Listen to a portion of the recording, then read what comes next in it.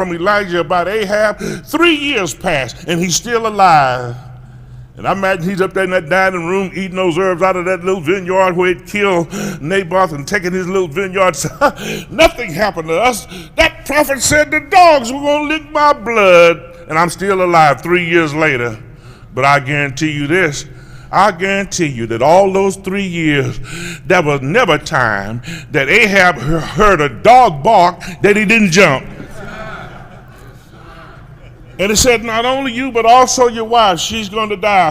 Dog's going to eat her body, all except her head, her hands, and her feet. 20 years passed, and she's still the queen. Eating those herbs up there in that dining hall, laughing, saying, we took his little vineyard, said the dogs were going to eat my body. Yeah, they ate my husband, licked the blood of my husband. It was a coincidence. I'm not about to die. It's 20 years later.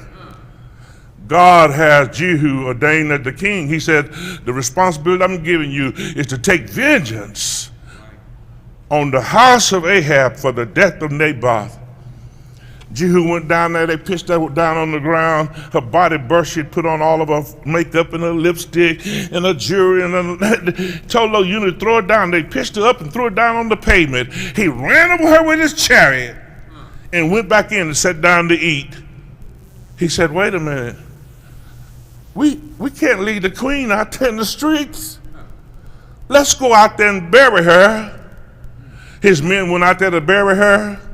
They came right back in. They said to Jehu, sir, we went out there to bury her, but the dogs had eaten her body, all except her head, her hand, and her feet. God Almighty had said it. God Almighty was not playing a trick on royalty. God said it, and it was done. The mills of God may grind slowly, but they grind exceedingly small. Truth crushed to the ground shall rise again. Sometimes those who take sound doctrine are mislabeled and called the troublers of Israel. But God Almighty, by his providence, is the one who's working in the background. And I'm telling you right now, just like Ahab had lived for 3 years, probably making fun because he had mislabeled the trouble of Israel when he was the trouble of Israel, Jezebel for 20 long years, no doubt, was still laughing and making fun and hee-hawing because they had mislabeled who the troubler of Israel was. But God Almighty had not forgotten. God Almighty had not forgotten. And so the Bible tells us in 1 Kings 21:20, there was none like unto Ahab the son of Omri, who sold himself to work wickedness in the sight of the Lord, whom his wife Jezebel stirred up. I tell you right now, ladies, there has probably never been any more wicked, fouler plots, eggs hatched out of the devil's incubator, than eggs that have been placed in them by the hands of wicked women. But by the same token, there has not ever been a better blessing in all of the world than a beautiful woman who looks good, smells good, acts good, walks good, lives good.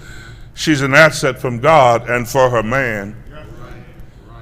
But for Ahab, the record tells us that Jezebel, his wife, stirred him up to work more wickedness than his own wicked heart would desire or devise. And so she had killed Naboth. Identity theft, troublers of Israel. Well, if you're with me so far, I'll tell you, we're talking about now, we're putting ourselves in the category, are we troublers of Israel or are we helpers of Israel? There have been any number of enemies of Israel. And a number of them was from outside. Egypt was the enemy. Assyria was the enemy.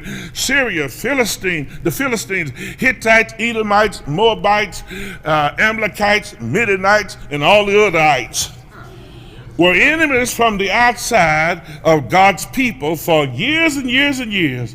But I tell you this, there was no external enemy that could defeat God's people and could destroy God's people ultimately if they remain faithful to God. Deuteronomy 29:31, Isaiah 54:17.